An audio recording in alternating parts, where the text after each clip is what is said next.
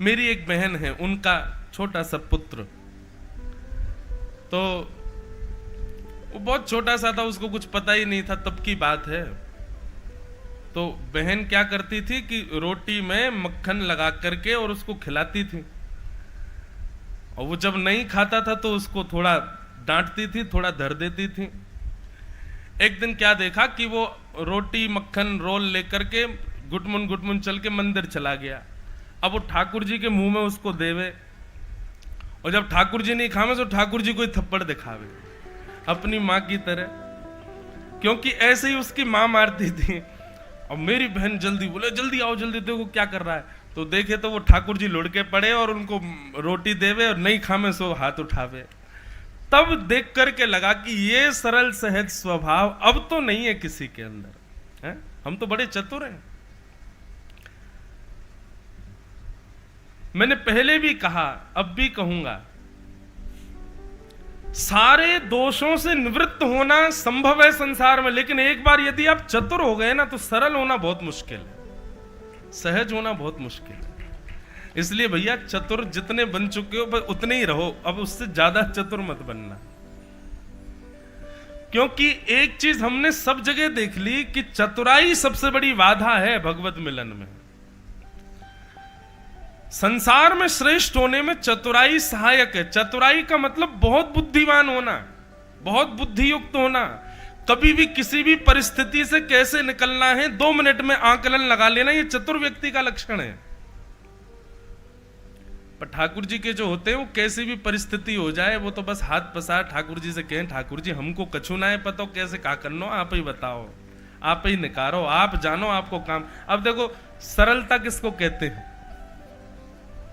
नरसिंह मेहता सरल थे, किसी भी भक्त को उठा लो सब सरल ही थे, चतुर कोई नहीं था।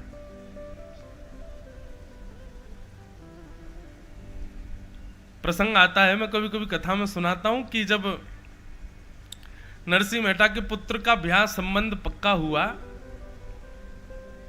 बहुत बड़े घराने की बेटी से हो गया। अब बेटी के रिश्तेदारों ने आकर के जब उनके पिता से कहा कि अरे तुमने किससे अपने बेटी का ब्याह कर, नरसिंह मेहता के बेटा। अरे नरसिंह मेहता के यहां 3-3 दिन तक भोजन नहीं बनता है और तुम अपनी बेटी ब्याह रहे हो वहां पे। अब बेटी का पिता बोला अब क्या करें, अब तो ब्याह पक्का हो गया।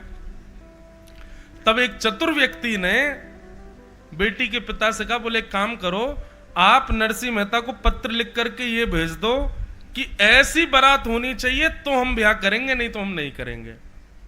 बोले क्या लिखें? बोले उसमें 10 हाथी लिख दो, इतने घोड़े लिख दो, इतने बैंड बाजे लिख दो, इतने बाराती लिख दो, इतने घराती लिख दो, आदि आदि सब बातें लिखते चले जाओ। इतना महंगा बारात का रूपरेखा बना करके भेजो कि नरसिंह मेहता खुद ही मना कर दे कि मैं ब्याह नहीं कर पाऊंगा। और उस चतुर व्यक्ति ने पूरा पत्र लिखवाया, इतने हाथी, इतने घोड़े, इतने ऊंट, इतने बैंड बाजे, इतने नगाड़े वाले, इतने ये, और ये भी लिखा कि हर बाराती के गले में नवलखा का हार होना चाहिए। नरसिंह मेहता बेचारे कहां हार देखे उन्होंने, और वो भी हर बाराती के गले में। अब पत्र लिख करके और ऊपर लिख दिया जय श्री कृष्ण, भेज दिया। पत्र देने वाला पत्र लेकर के आया, नरसिंह मेहता के पास पत्र दिया, बोले मेहता जी आपका पत्र आया है। नरसिंह मेहता ने पत्र देखा तो जय श्री कृष्ण। बोले अरे बाबले मेरा नहीं है, ठाकुर जी का पत्र है, इस पर जय श्री कृष्ण लिखा है, जिसका पत्र है उसी को पढ़ना चाहिए, दूसरे को खोलना भी नहीं चाहिए। और नरसिंह मेहता ने पत्र खोला ही नहीं, ठाकुर जी के आगे धर दिया। बोले भगवान आपके किसी प्रेमी ने पत्र भेजा है, जय श्री कृष्ण लिख करके भेजा है, आप पढ़ लेना, समझ लेना इसमें क्या लिखा है, आप जानो आपका काम, हम तो खोल के भी नहीं देखेंगे। जैसे ही पत्र दिया, ठाकुर जी मूर्तिवंत खड़े थे, मनी मन सोचने लगे अरे नरसिंह एक बार खोल तो ले इसको, ये हाथी घोड़ा कहां से लाएगा तू। पर नरसिंह मेहता तो सरल सहज है। बताओ इतनी सरलता है हम लोगों में। हमको पता चल जाए कि पिताजी का पत्र आया तो बच्चे खोल के देख लेते हैं, देखो तो सही क्या है। पता चल जाए बच्चों का कोई पार्सल आया तो मैया चुपके से खोल के वो देख लेती हैं। हम तो चतुर हैं भैया। अच्छा हमारे लाल जी के पत्र आते हैं कई बार हमारे पास, कई लोग आते हैं कथा में, कई वैष्णव आते हैं, कई बालक आते हैं, वो मंच पर कभी आते हैं या कभी, महाराज जी लाल जी का पत्र है, तो हम क्या करते हैं, रात्रि में पहले वो पत्र लाल जी के पास ही रखेंगे कि रात भर लाल जी आप पढ़ लेना, पर सुबह हम खोल के देखेंगे क्या है। तो इतनी चतुराई तो अभी बची हुई है कि पहले खुद नहीं देखते कि क्या लिखा है। नरसिंह मेहता ने पत्र रख दिया ठाकुर जी के आगे। अब नरसिंह मेहता से कोई रिवर्ट पत्र गया नहीं, तो लड़की वालों ने सोचा कि नरसिंह मेहता ने व्यवस्था कर ही ली होगी, इसीलिए कोई आया नहीं है पत्र। उन्होंने भी ब्याह की व्यवस्था कर ली। नरसिंह मेहता बेचारे पतली दुबली सी घोड़ी ले आए, 4 बाराती ले आए, बेटा को लेकर के चल दिए। पत्र रखा था ठाकुर जी के पास। ठाकुर जी मन में विचार करने लगे, बोले आज नरसिंह मेहता की नाक कट जाएगी, और पत्र हमारे चरणों में छोड़ दिया है, तो मतलब जिम्मेवारी अब हमारी है। इतने में ही महाराज चलते चलते किसी गली में से हाथी आ रहे हैं, कहीं से घोड़े आ रहे हैं, कहीं से नाचते गाते हुए लोग आ रहे हैं, बड़े बड़े राजघराने के वैष्णव आते जा रहे हैं। नरसिंह मेहता देख देख करके सोचे, पता नहीं, हो सकता है हमारे लाला के कोई मित्र वित्र होंगे सब। देखते ही देखते देखते ही देखते महाराज इतनी बड़ी बारात हो गई नरसिंह मेहता के पुत्र की। तभी एक आया राजकुमार, और आकर के उसने नरसिंह मेहता के बेटे को पतली दुबली सी घोड़ी से उतार के एक सुंदर सी घोड़ी पर बैठा दिया। ढोल नगाड़े बज रहे, ताशे बज रहे। नरसिंह मेहता बोले, जय हो लाल जी, सब आपकी कृपा, देखो क्या सुंदर बारात लग रही है। अब लड़की वाले चिंता में तो थे, बोले पता नहीं बारात कैसी होगी। किसी ने जाके कहा, बोले कि भैया बारात आ रही है, चला देखवे तो चलो। पहाड़ी पर चढ़ करके ऊपर से जब बारात देखी, तो जहां तक दृष्टि जा रही थी वहां तक घोड़े, ऊंट, हाथियों से सुसज्जित बारात। और उस बारात के सबसे अगले भाग को जब देखा, सबसे आगे के भाग को देखा, तो एक घोड़ी पर साक्षात बलराम जी और दूसरी घोड़ी पर शंख चक्र गदा पद्मधारी स्वयं द्वारिकाधीश आ रहे थे। ऐसी बारात कभी किसी ने देखी नहीं। तो ये बात हम क्यों कह रहे हैं, इतनी सरलता हम लोगों में है नहीं। ये सरलता, सहजता, ये होना भी गुरु कृपा से ही होता है। आप लोग किसी वैष्णव को प्रणाम किस भाव से करते हो, संत को प्रणाम किस भाव से करते हो, कभी किसी ब्राह्मण को प्रणाम किस भाव से करते हो। आज हमारी कही एक बात मानिएगा, आज के बाद किसी भी ब्राह्मण को, संत को, वैष्णव को, भक्त को प्रणाम करो इसी भाव से करना कि हम सरल हो जाएं, हम सहज हो जाएं, हमारी चतुराई थोड़ी कम हो जाए। क्योंकि सारी चीजें बाद में, सबसे ऊपर यदि भगवत प्रिय बनने का लक्षण अपने अंदर लाना चाहते हो तो सरल बन जाओ। भैया ये हेलीकॉप्टर हमारी नाक नहीं काट दे, बस इसका ध्यान रखना। और हमको कथा में बहुत डिस्ट्रैक्शन होता है, बस इसको घुमा के तुरंत बैठा दो, कोई भजन चले तब ले आना, बुरा मत मानना भैया। बोलो वृंदावन बिहारी लाल की। तो हम क्या कह रहे थे, सरलता, सहजता। अब सरल होता मैं तो मुझे हेलीकॉप्टर से दिक्कत नहीं होती, लेकिन चतुर हूं इसलिए बंद करवा दिया। तो ये सरलता लानी पड़ेगी भैया, ये सहजता, ये सौम्यता कभी भी। और ये केवल बिना महत्पाद रजोभिषेकम। श्रीमद् भागवत में रहुगण भरत संवाद में श्री रहुगण जी महाराज से भरत जी कहते हैं कि जीवन में भगवत प्राप्ति के जितने भी साधन लाने हो, एक ही उपाय है, श्री गुरु चरण सरोज रज निज मन मुकुर सुधार। भागवत में उसी का ट्रांसलेशन किया गया, बिना महत पाद रजोभिषेकम। महत जनों के, गुरुजनों के, वैष्णव जनों की जब तक रज को आप माथे से नहीं लगाओगे, तब तक आपके अंदर भगवत प्रीति के गुण नहीं आ पाएंगे। अब देखो, अब दूसरी बात समझो, कभी किसी को प्रणाम करना कैसे चाहिए ये और सीखो। हम लोग कैसे प्रणाम करते हैं, एक हाथ से प्रणाम करेंगे या दोनों हाथ से प्रणाम करेंगे, सामने से प्रणाम करेंगे। सामने से तो कभी प्रणाम नहीं करना चाहिए। किसी का मार्ग रोक करके चलते हुए बेचारे कोई वैष्णव जा रहे हैं, आप सामने खड़े हो गए, फिर नहीं। जब दृष्टि पड़े, जिस स्थान पर खड़े हो वहीं से दंडवत प्रणाम, ये प्रणाम का स्वरूप होता है। जरूरी नहीं है आप स्पर्श ही करो, जरूरी नहीं है सामने ही झुको। हम भागवत जी मंच पे आते हैं, हम कैसे प्रणाम करते हैं? वहां से तिरछा प्रणाम करेंगे। ठाकुर जी के, भागवत जी के दाहिनी ओर से बाम ओर प्रणाम किया जाता है। मंदिर में भी यही नियम है कि ठाकुर जी के दाहिनी ओर से बाम अंग की ओर प्रणाम करना चाहिए। स्पष्ट सीधे प्रणाम नहीं करना चाहिए। क्यों? ठाकुर जी जब विराजमान हो जाते हैं ना, तो उनके बाम अंग में सारे गुरुजन खड़े होते हैं, दिव्य चेतनाएं खड़ी होती हैं। यदि आप इधर से प्रणाम करोगे तो उनको चरण हो जाएंगे, उनको आपकी पीठ हो जाएगी। सामने से प्रणाम करोगे तो सामने लक्ष्मी जी, समस्त देवी देवता, गंधर्वजन खड़े होते हैं। यदि सामने से प्रणाम करोगे तो उनको चरण, उनको कमर हो जाएगी। इसलिए मानवों को दाहिनी ओर से प्रणाम करना चाहिए। यहां से प्रणाम करने पर प्रणाम स्वीकार होता है। ऐसी कभी भी किसी संत को, वैष्णव को देखो, दूर से ही उनके दाहिने अंग से प्रणाम करो, दंडवत। और प्रणाम करते समय एक ही अभिलाषा रखो, हम सरल हो जाएं, हम सहज हो जाएं, हमारी चतुराई थोड़ी कम हो जाए, हम जितना हो सके ठाकुर जी के योग्य हो जाएं, ऐसी कृपा। इसी भाव से प्रणाम होना चाहिए संतों को। तो परीक्षित को 7 दिन में मरने का श्राप लगा। व्यथित नहीं हुए परीक्षित। वैष्णव का स्वभाव है, कितनी भी बड़ी आपत्ति, विपत्ति, विडंबना जीवन में आ जाए, वो व्यथित नहीं होगा। क्योंकि वो जानता है कि मेरे जीवन में आने वाली हर परिस्थिति ठाकुर जी के द्वारा प्रशस्त की गई है, उसमें मेरी भलाई ही होगी। छोटा बालक होता है, वो मां के आश्रित में होता है।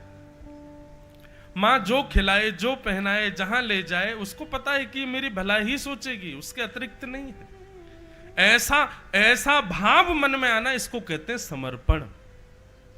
समर्पण का मतलब यह नहीं होता कि ठाकुर जी केवल अच्छा ही अच्छा करो हमारे साथ, और बुरा करते ही ठाकुर जी को ही गाली देने लग जाए, ठाकुर जी से ही दूर हो जाए। नहीं, हर स्थिति, तेरे फूलों से भी प्यार, तेरे कांटों से भी प्यार, तू जो भी देना चाहे दे दे मेरे करतार।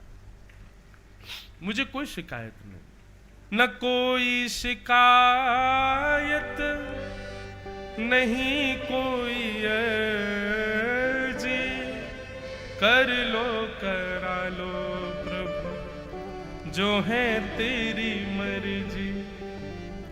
सुख दो या गम जो भी, प्रेम से सहूंगा, जहां ले चलोगे वहीं मैं चलूं। इसको कहते हैं समर्पण। कल के प्रश्न में अधिकतर लोगों ने समर्पण का पॉइंट लिखा ही है। समर्पण, समर्पण, समर्पण, समर्पण। ये जितना सरल शब्द है ना, उतना ही कठिन इसका निर्वाहन है, उतना ही कठिन इसका पालन है।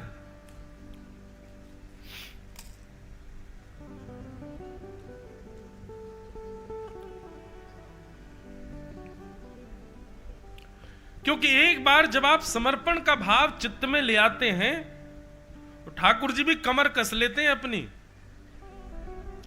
चलो अब देखें तो सही इसका समर्पण कैसा।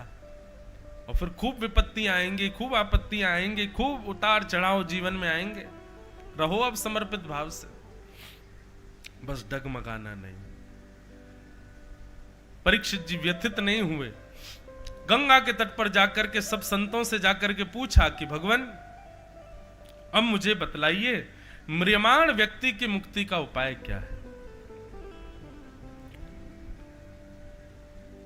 तब यहां से श्री सुखदेव जी महाराज बोलना प्रारंभ करते हैं। सुखदेव जी कहते हैं, परीक्षित कि वरियानेशते प्रश्न कृतो लोकहितं नृप, आत्मवेद सम्मतः पुंसां श्रोतव्यादिषु यः परः। परीक्षित, तुमने जो प्रश्न किया है ना, कृतो लोकहितं नृप, ये लोक हित के लिए किया है, अपने लिए नहीं किया है। बंधुओं, मैं कथाओं में कहा करता हूं, गुरु वो नहीं जो प्रश्न का सटीक उत्तर दे, गुरु वो जो प्रश्न के पूछने पर ही समझ जाए कि इसका भाव क्या है, या प्रश्न को भी सुधार दे। सुखदेव जी महाराज कहते हैं, बोले परीक्षित, ये प्रश्न तुमने अपने लिए नहीं किया कि जल्दी मरने वाले की मुक्ति का उपाय क्या है, क्योंकि मैं जानता हूं तुम्हारी स्थिति क्या है। तुम वो बालक हो जिसने जन्म बाद में लिया है, गर्भ में भगवान ने आकर के तुम्हारी रक्षा की थी। इसका मतलब क्या है? ठाकुर जी जिसकी रक्षा कर रहे हैं, इसका मतलब मुक्ति उसको पहले ही मिल चुकी है। मुक्ति तो तुम्हारे पास है ही है। तुम यदि पूछो कि मुक्ति का उपाय क्या है, तो यह प्रश्न स्पष्ट हो जाता है कि तुम अपने लिए नहीं कर रहे। दूसरी बात, इतने सारे संत तुम्हारे सामने बैठे हैं, गंगा जी के तट पर तुम बैठे हो, तो यह भी स्पष्ट है कि मुक्ति तुमको मिल ही जानी है। फिर भी तुम मुक्ति का उपाय पूछ रहे हो, इससे स्पष्ट होता है कि तुम अपने लिए नहीं, करतो लोक हितम नृप। और यदि तुमने लोक के लिए यह प्रश्न किया है कि जल्दी मरने वाले की मुक्ति का उपाय क्या है, तो योगिनाम नृप निर्णीतम हरेर नामानुकीर्तनम। मुक्ति का उपाय केवल एक है, क्या? हरि का नाम जितना संकीर्तन जीवन में करेगा, तभी मुक्ति प्रशस्त होगी। अन्य कितनी भी साधना आप कर लीजिए, पर मुक्ति प्राप्त करनी है तो जीवन पर्यंत भगवत भजन का आश्रय लेना ही पड़ेगा। भैया, यहां जितने लोग खड़े हैं व्यवस्था वाले, सबसे कह दो बिल्कुल शांत हो जाएं। अभी कथा चल रही है, कथा चलने दें, बहुत सावधानी से सुनो। आप कितना भी प्रयास कर लीजिए, मुक्ति केवल और केवल नाम जप से ही संभव है। जपात सिद्धिर जपात सिद्धिर जपात सिद्धिर न संशय, ऐसा कहा गया। कल भी मैं कथा में कह रहा था कि अंतिम श्वास जब निकले तब भगवान नाम आपके जिह्वा पर आना चाहिए, और अंतिम श्वास में भगवान नाम तब तक नहीं आ पाएगा जब तक आप युवावस्था से नाम जप नहीं करोगे। इतना नाम जप हमने जीते जी किया हो कि मृत्यु के समय पर अपने आप सहज ही नाम प्रकट हो जाए जिह्वा पर। अन्यथा अंतिम श्वास में भगवान नाम याद नहीं आता है। हमारे पूज्य पिताजी महाराज के गुरुदेव अनंत श्री विभूषित श्री रामानुज प्रपन्नाचार्य गुरु जी महाराज, मेरे दादा गुरुदेव, जब उनका भगवत धाम गमन हुआ तब मेरी आयु 6 महीने की थी। उनका आश्रय इतना नहीं मिला, लेकिन हाँ 6 महीना की आयु में गोद में खेले होंगे। उसी का कृपा प्रसाद है कि हम कथा कर रहे हैं, गुरुदेव की कृपा है। तो हमारे पूज्य पिताजी महाराज कहीं से कथा करके लौटे।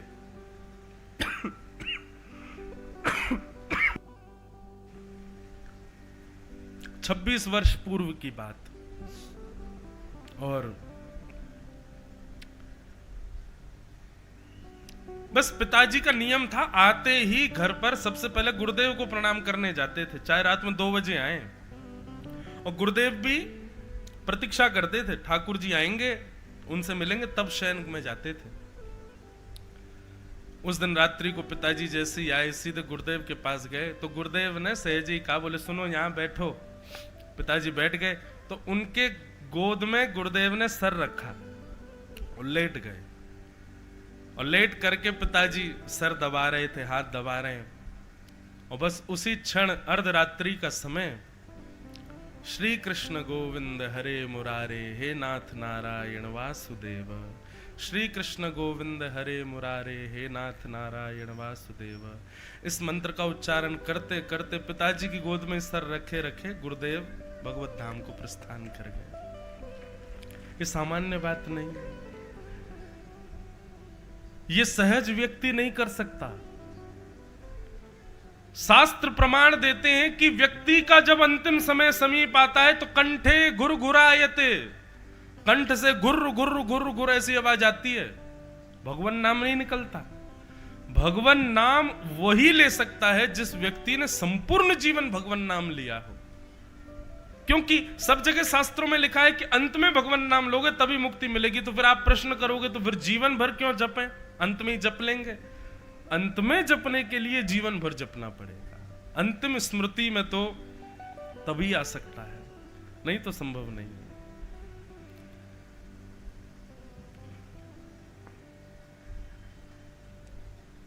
अंते नारायण स्मृति। सुखदेव जी महाराज ने परीक्षित से कहा, परीक्षित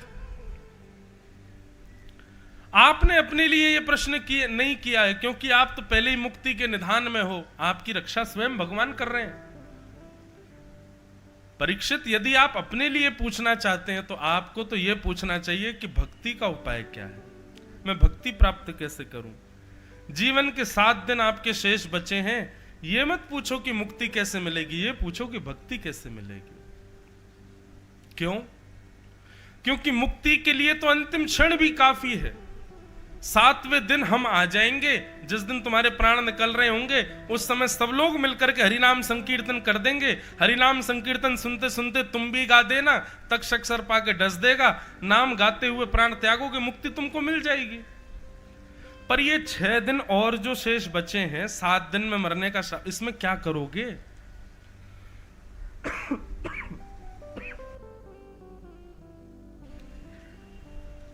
परीक्षित जी ने कहा, भगवान आप ही बताओ मैं क्या करूं। तब सुखदेव जी कहते हैं, बोले परीक्षित 7 दिन बाद भगवान नाम गाने से तुमको मुक्ति मिलेगी, और मुक्ति का मतलब है मृत्यु के बाद भगवान का दर्शन। पर अभी तुम्हारे पास 7 दिन बचे हैं। यदि इन 7 दिनों में तुमने भक्ति की उपासना की तो यह बात निश्चित है कि तुम्हारे प्राण निकलेंगे, तो प्राण निकलने से पहले तुमको ठाकुर जी का दर्शन हो जाएगा, जीवित अवस्था में दर्शन। भक्ति और मुक्ति में यही अंतर है। मुक्ति मतलब मृत्यु के बाद भगवत दर्शन, और भक्ति का मतलब है जीते जी भगवत दर्शन। अब क्या चाहिए ये तुम बताओ। तब परीक्षित जी चरणों में प्रणाम करते हुए कहते हैं, भगवान अब मुझे मुक्ति नहीं चाहिए, अब मुझे मुक्ति की इच्छा नहीं, अब तो आप मुझे भक्ति प्रदान करो। तक्षक सर्प मुझे डसे, उसके बाद मैं भगवान का दर्शन करूं, अब यह अभिलाषा नहीं है। तक्षक सर्प डसे उससे पहले मुझे ठाकुर जी का साक्षात्कार हो जाए, अब यह चिंता मेरी सता रही है। तब सुखदेव जी को परीक्षित जी कहते हैं, उसके लिए सुखदेव जी कहते हैं अब तुमको भागवत सुननी पड़ेगी, क्योंकि भागवत में ही सामर्थ्य है जीते जी भगवत दर्शन कराने की। इसलिए मैं कथाओं में कहा करता हूं, अन्य किसी साधन की पूर्णता के लिए कथा मत सुनिए। वैभव की प्राप्ति के लिए, पुत्र की प्राप्ति के लिए, संपत्ति की प्राप्ति के लिए, पितरों की निवृत्ति के लिए, इन सब चीजों के लिए कथा मत सुनिए। कथा कराने और सुनने का एक ही उद्देश्य होना चाहिए कि अंतिम श्वास आवे उससे पहले हमको ठाकुर जी मिल जाएं। ये कथा पूर्ण कर सकती है, कथा से ये संभव हो सकता है। वही उद्देश्य रखिए अपना। कभी हमको श्याम सुंदर दर्शन दे दें, कुंज में, निकुंज में, विदिशा में, कभी भ्रमण करते करते यहीं किसी गली मोहल्ले में ठाकुर जी का साक्षात्कार हो जाए, ये संभवतः भागवत जी के द्वारा किया जा सकता है। अन्य किसी साधन से यह संभव नहीं हो पाएगा। सुखदेव जी महाराज परीक्षित से कहते हैं कि अब तुम भक्ति की कामना करो। परीक्षित जी कहते हैं, भगवान अब मुझे चिंता नहीं कि 7 दिन में क्या होगा, अब तो बस मुझे भक्ति दिलाइए। तब यहां सुखदेव जी महाराज भागवत की कथा कहना प्रारंभ करते हैं और सबसे पहले सृष्टि का प्रसंग सुनाते हैं। सृष्टि का अब हम थोड़ा सूक्ष्मता से भी चलेंगे, क्रम पूर्ण करने हैं, आज ठाकुर जी का जन्मोत्सव है। सृष्टि का प्रसंग सुनाते हुए किस प्रकार पृथ्वी बनती है, किस प्रकार पृथ्वी पर प्रथम मानव के रूप में स्वयंभू मनु शत्रुपा आए और उन्होंने आकर के किस प्रकार 3 पुत्री और 2 पुत्रों को जन्म दिया। स्वयंभू मनु शत्रुपा की 3 पुत्री हुई, आकुति, देवहूति और प्रसूति। 2 पुत्र हुए, प्रियव्रत और उत्तानपाद। अब यहां प्रसंग प्रारंभ होगा देवहूति माता का। देवहूति माता का विवाह कर्दम ऋषि के साथ में हुआ। कर्दम ऋषि कौन है? बोले ब्रह्मा जी के छाया पुत्र हैं कर्दम ऋषि।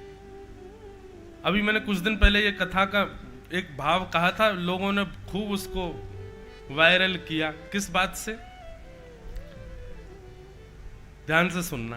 कर्दम ऋषि ने 1000 वर्ष तक तपस्या की और तपस्या ऐसी की कि भगवान प्रकट हो गए।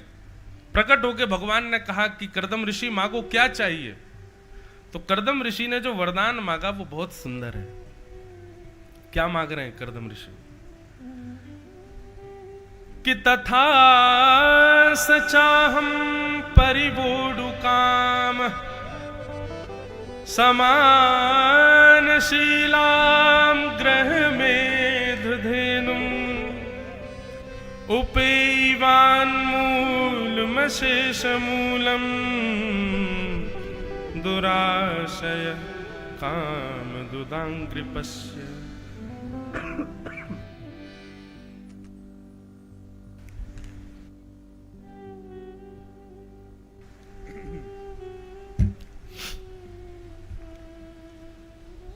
कर्दम ऋषि कह रहे हैं,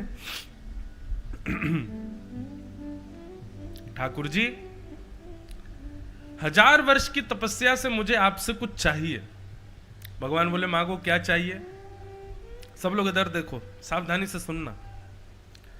तो कर्दम ऋषि कहते हैं मैं जो मांगूंगा सो दोगे आप मुझे? भगवान बोले निश्चित देंगे, तुम मांगो तो सही। कर्दम ऋषि कहते हैं नाथ मैं जितना आपसे प्रेम करता हूं ना, मैं जितना आपका भजन करता हूं, मैं जितनी आपकी साधना उपासना करता हूं, मुझसे भी ज्यादा आपसे प्रेम करने वाली, आपकी उपासना साधना करने वाली एक पत्नी से मेरा ब्याह हो जाए, ऐसी मुझ पर कृपा कर दो। ये वरदान मुझको दे दो। बंधुओं, जो अविवाहित बैठे हैं यहां पे, जिनके ब्याह नहीं हुए हैं, कथा में बैठे हो तो इसका मतलब है कि आप सब भक्त हो। अब जिनके ब्याह हो गए वो तो बेचारे अब कुछ कर नहीं सकते।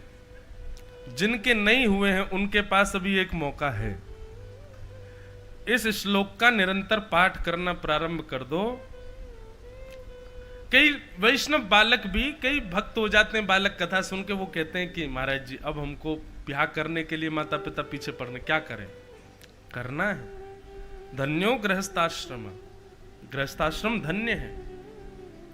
और एक बात बताएं, गृहस्थाश्रम में प्रवेश करना एक प्रकार से सिक्योरिटी होता है, आप सिक्योर हो। फिर अगर आप गृहस्थाश्रम का त्याग करके केवल अकेले रहना चाहते हैं तो भैया ये संसार के विषय भोग बड़े खतरनाक हैं। कहो तो अभी आपको इनसे बचा ले गए, आगे चल करके सताया, फिर किसी काम के नहीं रह पाओगे।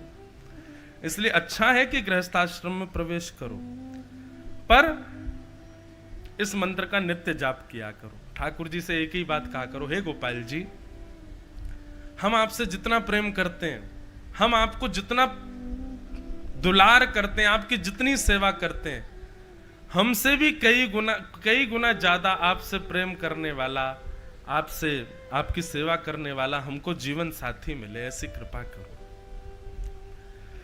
वैसे तो हम कथा में कहते हैं कि ठाकुर जी से कभी संसार मत मांगो, ठाकुर जी से कभी संसार की वस्तु मत मांगो, पर यदि संसार की वस्तु भगवत भक्ति युक्त होकर के मांगोगे तो उसमें कोई दोष नहीं। जैसे कई लोग संतान की कामना करते हैं, पर संतान की कामना किस भाव से करते हैं? हमारे दादा दादी को एक नाती मिल जाएगा, खिलाएंगे उसको। हमको एक पुत्र मिल जाएगा, मम्मी पापा कहता कहता घूमेगा। हमको एक पुत्र मिल जाएगा, उसके नाम पूरी संपत्ति कर देंगे, हमारे व्यापार को बढ़ाएगा। इन भावों से पुत्र मांगते हैं नहीं। ठाकुर जी से प्रार्थना करो, हे महाकाल भगवान, हे हमारे जगन्नाथ भगवान, हे हमारे द्वारिकाधीश, आप ऐसी कृपा करो, हम जितना आपकी कथा सुनते हैं, जितना आपसे प्रेम करते हैं, जितनी आपकी सेवा करते हैं, उससे कई गुना ज्यादा आपसे प्रेम करने वाला एक पुत्र हमको प्राप्त हो जाए। अगर इस कामना से पुत्र की कामना की जाएगी तो पुत्र भगवत भक्त ही होगा, पुत्र ध्रुव ही होगा, पुत्र प्रहलाद ही होगा। ऐसी भावना रखो। और ये श्लोक है कि तथा सचाहम परिवोढुकामः समानशीलां ग्रहमेदधेनुम्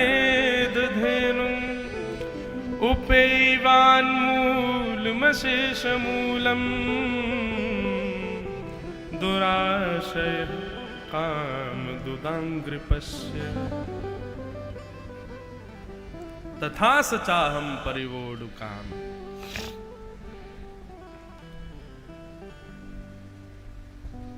ठाकुर जी से प्रार्थना कर रहे हैं, सब लोग इधर देखो, कथा सुनो ध्यान से, कुछ भी हो जाए अपना ध्यान भंग नहीं करो। ठाकुर जी इतने प्रसन्न हो गए कर्दम ऋषि के इस भाव से। वाह कर्दम ऋषि, आपने जो मांगा है ये निश्चित ही आनंददायी है, ये निश्चित ही। जय हो। हम आप सब लोग श्रवण कर रहे थे कि कर्दम ऋषि ने ठाकुर जी से वरदान मांगा। बंधु कभी विचार किया आपने कि ठाकुर जी अगर मिल गए गलती से, क्योंकि भजन के बल पे तो मिलने नहीं हम लोगों को, कभी गलती से ठाकुर जी मिल गए तो आप क्या करोगे? कभी ठाकुर जी आपके सामने आ गए तो क्या करोगे? कभी विचार किया? इसलिए विचार नहीं किया क्योंकि आप लोगों को विश्वास है कि ठाकुर जी मिलेंगे ही नहीं हमको। पर ये विचार किया करोगे कभी ठाकुर जी का यदि साक्षात्कार हो गया हमको, हमारे भजन के भाव से, हमारे संकीर्तन से, हमारी सेवा से कभी ठाकुर जी मिल गए तो क्या होगा? अभी राम जन्मभूमि के शिलान्यास के और महा प्राण प्रतिष्ठा महोत्सव के उपलक्ष्य में कई सारे भजन आए। एक बहुत सुंदर भजन आया, राम आएंगे तो अंगना सजाएंगे, राम आएंगे तो दीप जलाएंगे, राम आएंगे तो ये करेंगे। बहुत अच्छा भजन था, बहुत अच्छा लगा, सब गाते हैं। पर कभी कभी मेरे को ऐसा लगता है कि राम आएंगे तो हम सब सुध भूल जाएंगे।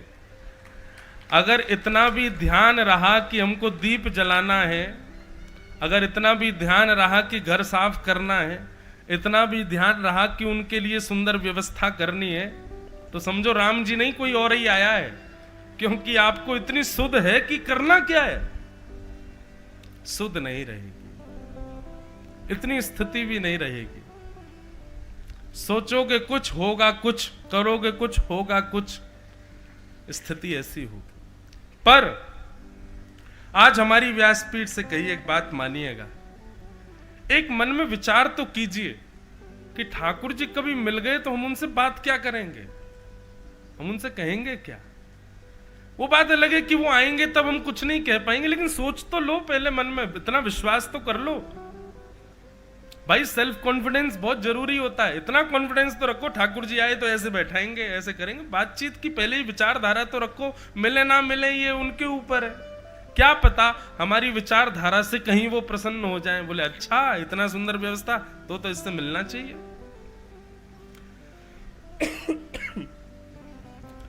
कर्दम ऋषि ने 1000 वर्ष तपस्या की, उससे ठाकुर जी प्रकट हो गए। पर कर्दम ऋषि ने जो वरदान मांगा है उससे ठाकुर जी तो न्योछावर हो गए कर्दम ऋषि के ऊपर। कर्दम ऋषि कहते हैं कि मैं जितना आपसे प्रेम करता हूं, मुझसे भी ज्यादा दुगुना आपसे प्रेम करने वाली मुझको गृहिणी मिल जाए, ऐसी कृपा करो। ठाकुर जी प्रसन्न हो गए, इतने प्रसन्न हो गए कि ठाकुर जी के नेत्रों से आंसू आने लगे। वही बिंदु सरोवर के रूप में प्रतिष्ठित हो गया। ठाकुर जी बोले, हे ऋषि तुम चिंता मत करो, पृथ्वी के प्रथम मानव स्वयंभू मनु की बेटी देवहूति, वो आपसे भी ज्यादा मुझसे प्रेम करती है, उससे आपका ब्याह होगा। और हम आपसे इतना प्रसन्न हैं कि एक वरदान हम अपनी तरफ से दे रहे हैं आपको। कर्दम ऋषि बोले क्या? बोले आपका ब्याह देवहूति के साथ होगा और आपकी संतान बन करके हम ही आएंगे आपके यहाँ, आपके पुत्र के रूप में हमारा ही जन्म होगा। बताओ इससे बड़ी बात क्या होगी? ठाकुर जी से संसार मांगा, पर संसार भी, अब आपको पता है नंद बाबा यशोदा मैया वो दर दर जाते थे पुत्र की कामना से, पर पुत्र की कामना करते किस भाव से थे? विष्णु आराधनार्थाय। हमारे 84 कोस ब्रजमंडल की परिक्रमा होती है ना, 84 कोस की, नंदगाम, बरसाने, गोवर्धन, गोकुल, सब जगह घूमते हैं लोग, 12-13 दिन लगते हैं गाड़ियों से।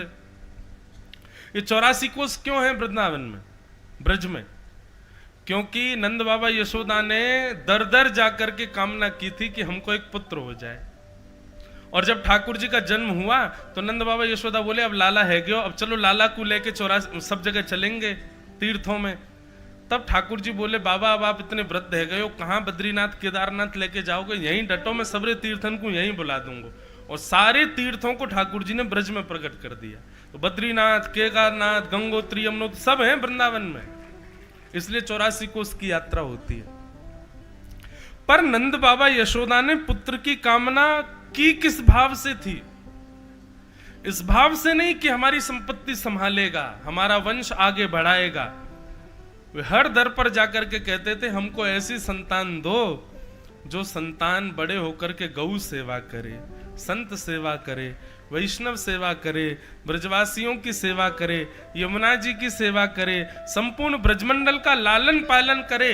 ऐसे स्वभाव वाला पुत्र हमको चाहिए। ऐसे स्वभाव वाला पुत्र मांगा। ठाकुर जी बोले ऐसे स्वभाव वाला पुत्र हमारे पास नहीं है, हम खुद ही आ जाते हैं। स्वयं ठाकुर जी पधारे नंद बाबा यशोदा के। तो कभी पति की कामना, पत्नी की कामना, पुत्र पुत्री की कामना ठाकुर जी से करनी हो ना, तो इसी भाव से करो। संत सेवा का भाव, भगवत सेवा के भाव से पुत्र मांगो, पुत्री मांगो, पति मांगो, पत्री मांगो। करदम ऋषि से भगवान ने कहा देवहूति से आपका ब्याह होगा, पुत्र बन के हम आएंगे। देवहूति के साथ करदम ऋषि का ब्याह हुआ। 9 पुत्रियां हुई और 10वीं संतान के रूप में भगवान कपिल का प्रादुर्भाव हुआ। बोलो कपिल भगवान की। बीच में बहुत बड़ी कथा, हम शॉर्ट करके चल रहे हैं आगे। कपिल भगवान का बाल्य अवस्था नहीं है, सीधे वे कुमार अवस्था में आ गए। पिताजी प्रणाम करके वन को चले गए। अकेले पुत्र और मां, 9 बहनों का ब्याह हो गया था। वन में केवल देवहूति माता और कपिल बैठे। देवहूति माता ने कपिल भगवान से कुछ प्रश्न किए। इन्हीं प्रश्नों में कपिल भगवान जो उत्तर देते हैं, इसी को ही सांख्य शास्त्र कहते हैं, दर्शन शास्त्र कहते हैं।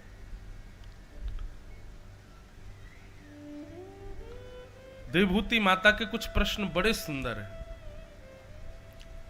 देवहूति माता कहती हैं, पहला प्रश्न, निर्वीणा नितराम भूमल असद इंद्रिय तर्षणा येन संभाव्यमानेन प्रपन्नान्धं तम प्रभो। भगवान बहुत ध्यान से सुनिएगा सब लोग। देवहूति माता कहती हैं भगवान आपने हमको 10 इंद्रियां दी हैं शरीर में, पंच ज्ञानेंद्रिय, पंच कर्मेंद्रिय।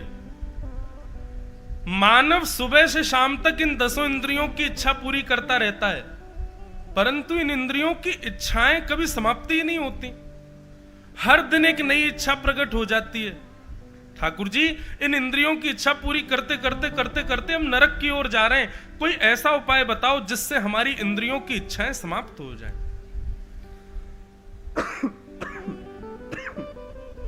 प्रश्न समझ में आया? हमारी इंद्रियां बड़ी खतरनाक है। मैंने एक दिन कथा में कहा था, ठाकुर जी ने हमको 10 सेविकाएं दी हैं, 10 सेवक दिए हैं, परंतु स्थिति हम आप सबकी ये हो गई है कि अब ये सेवक नहीं है, ये हमारे स्वामी बन चुके हैं। हमें जो चाहिए कान वो नहीं सुनते, कानों को जो चाहिए हम वो सुनने जाते हैं। हमें जो चाहिए जीभ वो नहीं खाती, जीभ को जो चाहिए वो हम उसको खिलाते हैं। मतलब सेवक हमारी इच्छा नहीं करता है, सेवक हमसे कहता है कि ऐसा करो तो हम वैसा करते हैं। भगवान इन इंद्रियों की इच्छाएं कैसे पूरी होंगी, कृपा करके हमको बताओ। तब भगवान यहां पर उत्तर देते हैं। ठाकुर जी कहते हैं कि चेतः खलवस्य बंधाय रतं वा पुंसि मुक्तये, कि चेतः खलवस्य बंधाय मुक्तये चात्मनुमतं गुणेषु सक्तं बंधाय रतं वा पुंसि मुक्तये। मां, सबसे पहले तो आपने इंद्रियों को गलत बताया, ये इंद्रियां गलत नहीं है मैया। इन इंद्रियों की स्वयं की कोई इच्छा होती नहीं है। जीव की, कान की, आंख की, त्वचा की, नाक की, हाथ की, पैर की कोई इच्छा नहीं है। इन 10 इंद्रियों का अधिपति भीतर बनकर के एक व्यक्ति बैठा है जिसका नाम है चित्त, यानी कि मन। वो खतरनाक है। जीव की कोई इच्छा नहीं है मां, मन की इच्छा है। कानों की इच्छा नहीं है, मन की इच्छा है। वास्तव में ये 10 इंद्रियां गलत नहीं है, इनको अपने ऊपर अधिकार बना करके बैठा वो मन गलत है, उसको सुधारना है। और मन मैया केवल एक ही उपाय से सुधर सकता है। बोले क्या? संग। आप जैसे वातावरण में रहोगे, जैसा संग करोगे, उससे मन सुधरेगा। बंधु, एक बात मेरी बहुत ध्यान से सुनिएगा। संग का मतलब केवल फ्रेंडशिप को नहीं कहते। संग का मतलब केवल किसी व्यक्ति के साथ रहने को नहीं कहते। हमारे वस्त्र भी संग के अंदर आते हैं, हमारा भोजन भी संग के अंदर आता है। हम कहां जाते हैं, कहां रहते हैं, क्या पीते हैं, क्या खाते हैं, यह भी संग के अंदर आता है। हम क्या बोलते हैं, किस प्रकार के नाटक देखते हैं, किस प्रकार की पिक्चरें देखते हैं, किस प्रकार का संगीत देखते हैं, यह भी संग के अंदर आता है। ये सब संग के अंदर आता है। तिलक लगाना, धोती पहनना, शिखा रखना, यह भी एक संग का स्वरूप होता है। ये सब संग कहलाता है।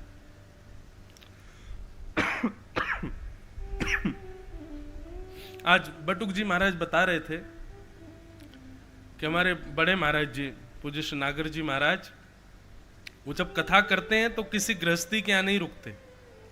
वे मंच के पास ही कुटिया बना करके वहीं विराजते हैं। क्यों? इसका भी प्रभाव होता है, इसका भी प्रभाव होता है हमारे चित्त पर। एक संत थे, वो भजन करते थे कुटिया में रह करके। हफ्ते में एक बार निकल के आते थे और एक गांव में एक घर था, एक बूढ़ी माता जी का, वहां जाके भोजन करते थे। बस एक बार हफ्ते में, बाकी के दिन भजन में ही रहते थे। एक बार उन माता जी के यहां भोजन करने के लिए गए, तो भोजन करके जैसे ही उठ करके वापस अपनी कुटिया जाने लगे तो सामने से एक युवती घड़े में जल भर के आ रही थी।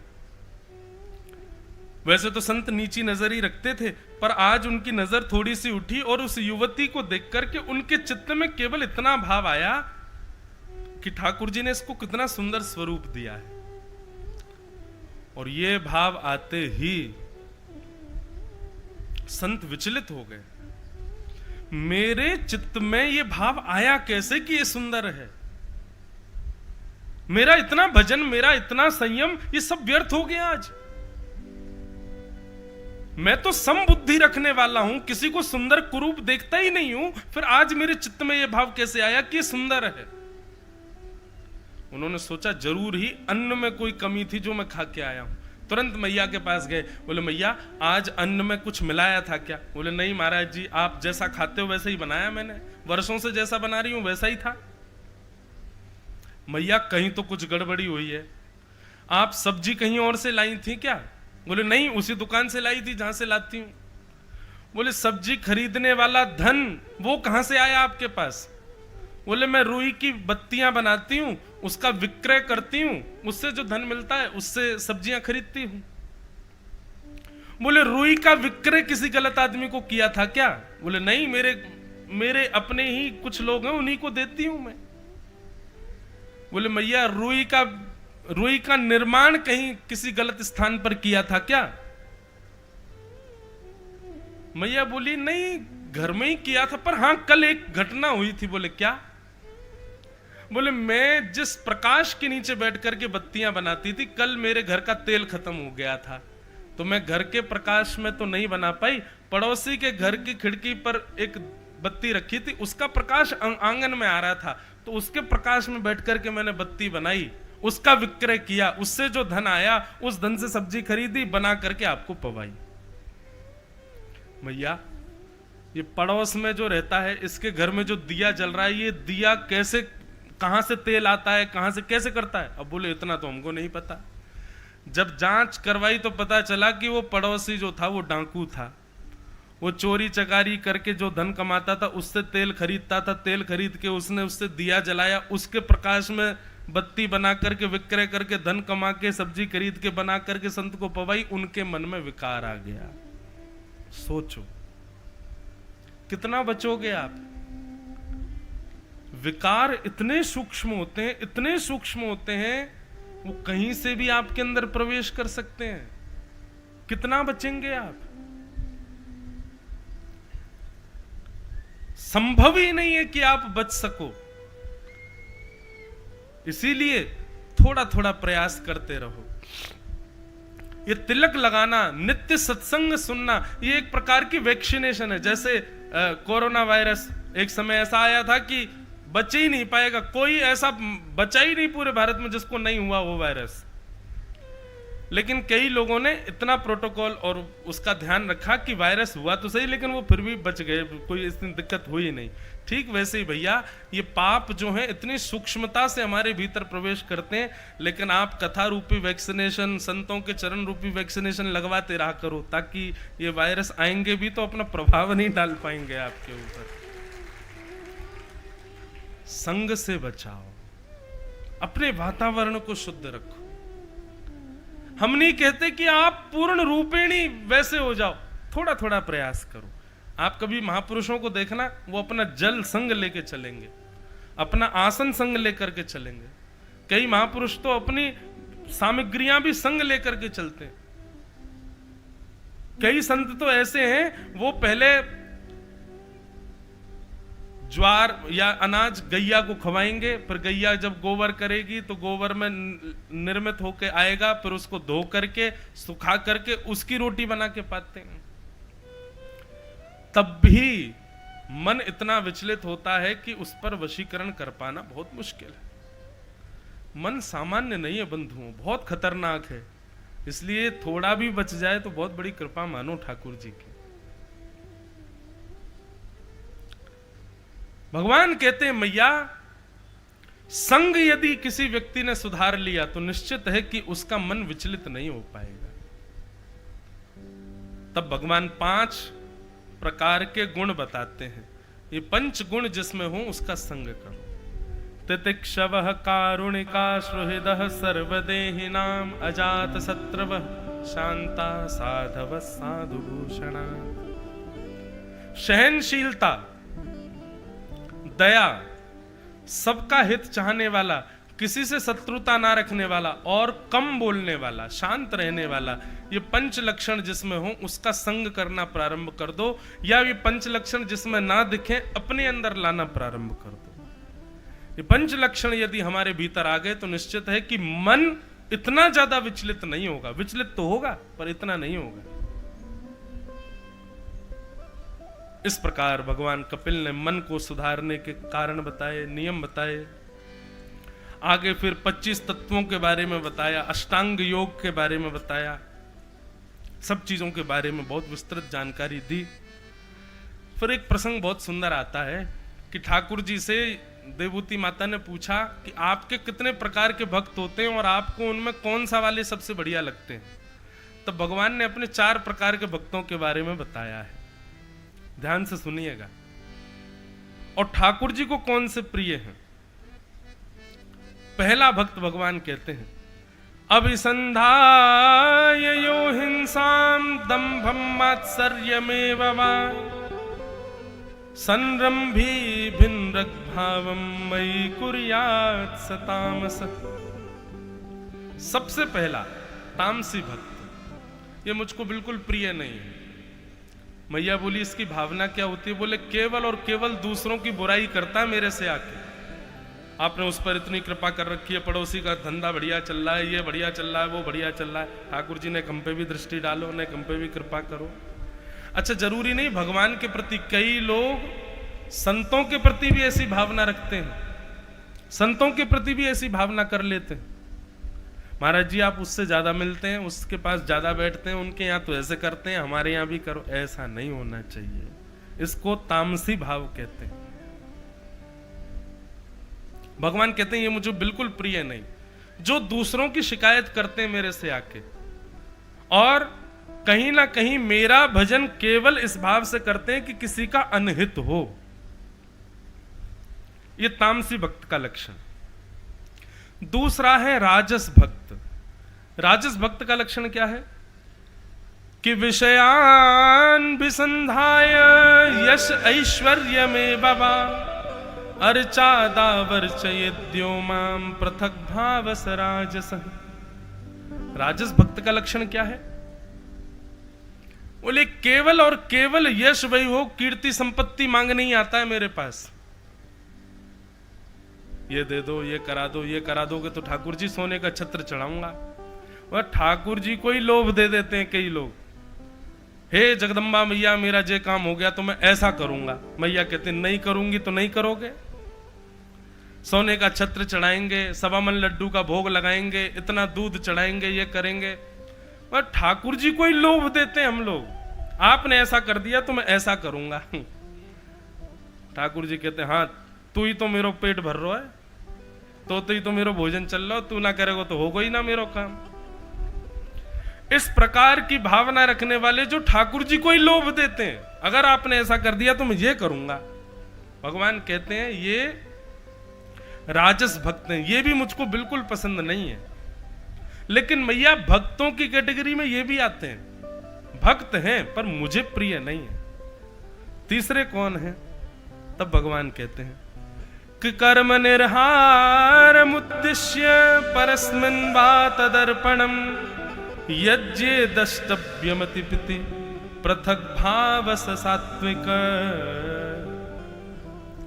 कर्म निर्हार मुद्दिश्य, जो अपने कर्म पर प्रधानता रखता है कि मैं कर्म करके कुछ भी हासिल कर लूंगा। ठाकुर जी आप बस कृपा बनाए रखना, मुझ में इतनी सामर्थ्य है कि मैं कुछ भी हासिल कर लूंगा, बस आप अपनी दृष्टि मुझ पर रखना। मैया कहती हैं ये आपको पसंद है? भगवान बोले हाँ मतलब इतना नहीं, हाँ ठीक है। क्यों? कहीं ना कहीं कृपा की भी कामना तो की ना उसने। मैया बोली तो फिर आपको पसंद कौन है? तब भगवान चौथे भक्त का लक्षण बताते हैं। आहा कि लक्षणम भक्ति योगस्य निर्गुणस्य हृदाहतम अहैतुक्यव्यवहिता या भक्ति पुरुषोत्तम। मैया मुझे जो भक्त प्रिय है वो कैसा होता है? बोले लक्षणम भक्ति योगस्य, वो मुक्ति की भी कामना नहीं करता। वो कभी ये भी भाव नहीं रखेगा कि ठाकुर जी आप प्रकट हो जाओ, आप मुझे दर्शन दे दो। बोले नहीं, केवल एक ही कामना रखता है, क्या? कि नाथ चाहे कुछ हो जाए, मेरे को आप भले ही मिलना मत, पर मैं आपसे प्रेम करना छोड़ूं ऐसा कभी होने मत देना। मेरा प्रेम आपसे बना रहे बस। एक हमारे ब्रज के एक भक्त थे, उनका नाम था सूरध्वज। क्या नाम था? सूरध्वज। तो सूरध्वज जो थे ये मदन मोहन जी का दर्शन करने जाते थे। मदन मोहन जी अब करौली में विराजते हैं, राजस्थान में। हम लोग वृंदावन रसामृत पद में गाते हैं ना, बिहरत निस दिन कुंज गलिन में ब्रजजन मन सुख धाम, मदन मोहन को रूप निरख सनातन बलि बलि जाए। सनातन गोस्वामी ने प्रकट किया, प्रकट नहीं किया। बड़ी सुंदर कथा मदन मोहन जी की भी, वो बाद में बताऊंगा, पर अभी इनकी सुनो। ठाकुर जी को जो भक्त प्रिय उसका स्वरूप कैसा होता है। तो सूरध्वज जी जो थे, संडीला एक जगह है उत्तर प्रदेश में, वहां के सूबेदार थे और अकबर ने इनको वहां बैठा रखा था। वहां के व्यापारियों से कर इकट्ठा करके अकबर को भेजते थे। एक बार इन्होंने क्या किया, 2-4 महीने तक कर भेजा नहीं, व्यापारियों से सारा इकट्ठा करते रहे, और इकट्ठा करते करते करते 2-4 महीने हो गए, खूब सारा धन हो गया, खूब सारा सोना हो गया। इन्होंने क्या किया, जितना कर आया उससे संत महात्माओं को बुला करके सबका भंडारा करवा दिया, और भंडारा करवा करके तभी अकबर के लोग आ गए। बोले अकबर कह रहे हैं 4 महीने से तुमने कोई कर नहीं भेजा। तो बड़े बड़े डिब्बों में पत्थर भर भर के भेज दिए, और उसमें एक पत्र लिख करके भेज दिया अकबर को। अब मुझे वो याद नहीं आ रहा, 100 संडीले उपजे सब संतन मिल गटके, और आधी रात सूरज ध्वज वृंदावन को सटके। बड़े बड़े डिब्बों में पत्थर भर भर के अकबर के यहाँ भिजवा दी, और कहे बोले 100 संडीले आए थे हमारे पास, 100 सोने की मोहर आई थी, सब मिल संतन गटके, सारे संतों ने मिलकर के सब गटक लिए, सबने पा लिया, और आधी रात सूरज ध्वज वृंदावन को सटके, वृंदावन को चले गए। अकबर देख करके खूब हंसा, लेकिन अकबर को क्रोध नहीं आया। बोले क्यों, चलो अच्छा है, संत भोजन करा दिया, कोई अपने प्रयोग में तो नहीं लिया। ऐसे सूरज ध्वज जी वृंदावन आ गए।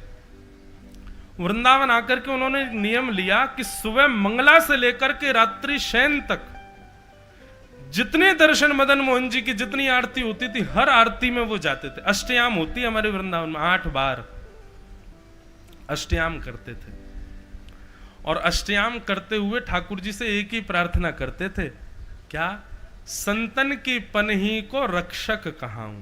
हे नाथ, आप इतनी मुझ पर कृपा कर दो कि संतों के चरणार विंदों का मुझे रक्षा का सौभाग्य प्राप्त हो।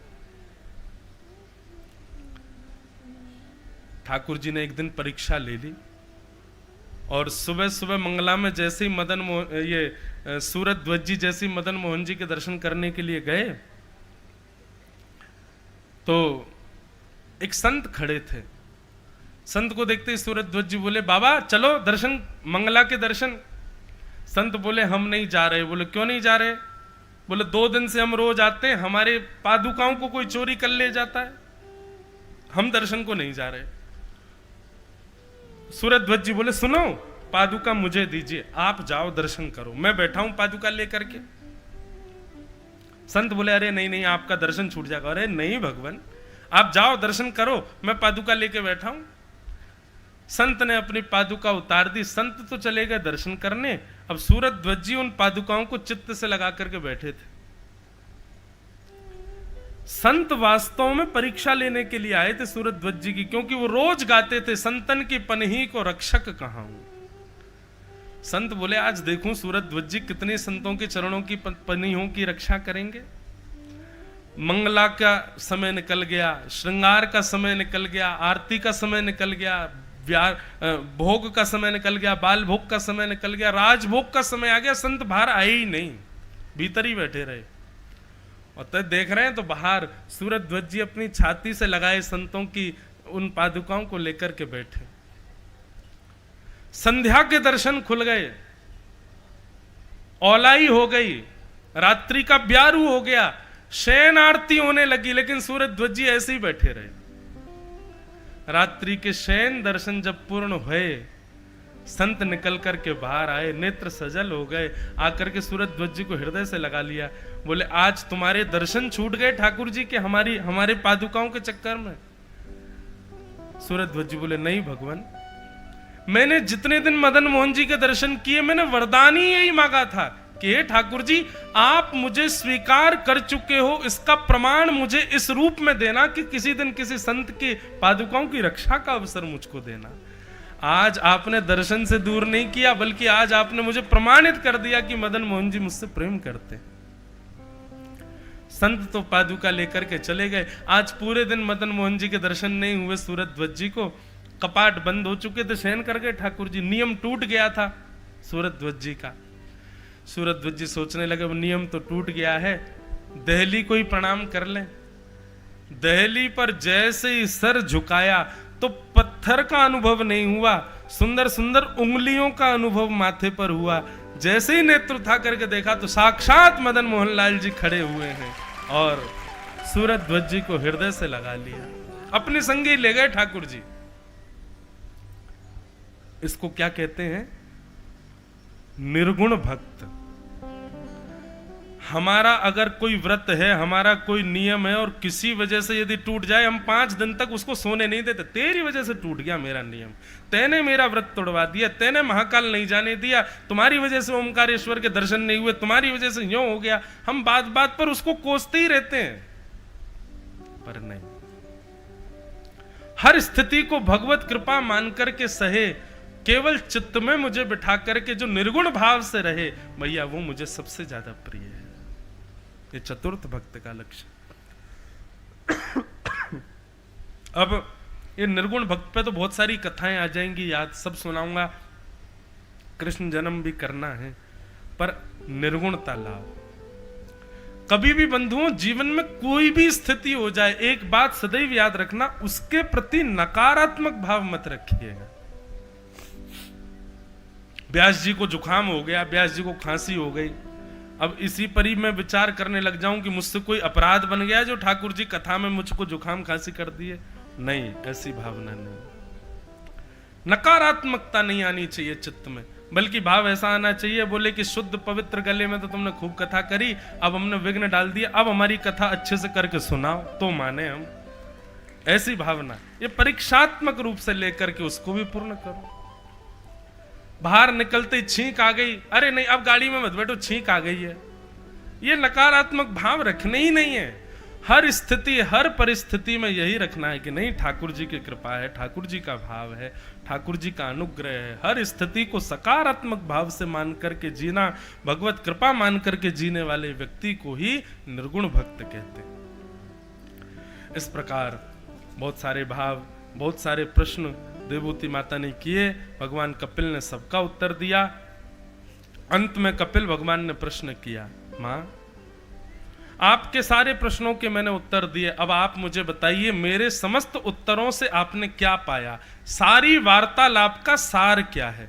तब देवभूति माता कहती हैं कि अहो वत स्वपचोतो गरियान यज्जिह्व अग्रे वर्तते नाम तुभ्यं ते पुस्तपस्ते जुहुवुष्वश्निरार्या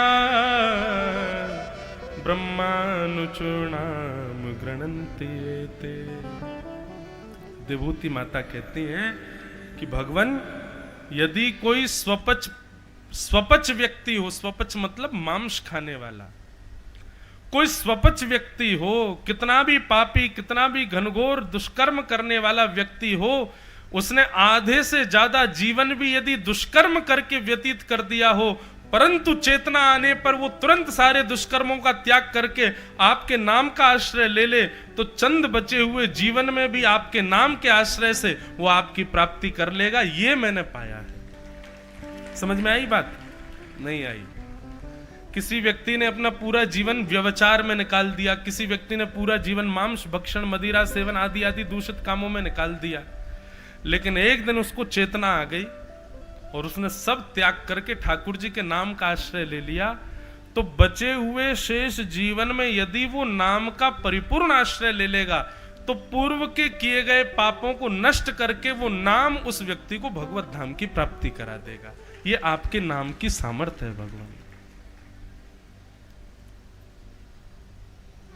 एक बहुत सुंदर भाव, नाम का आश्रय लेने वाले सब निकल गए। कोई पीवे संत सुजान नाम रस मीठा रे।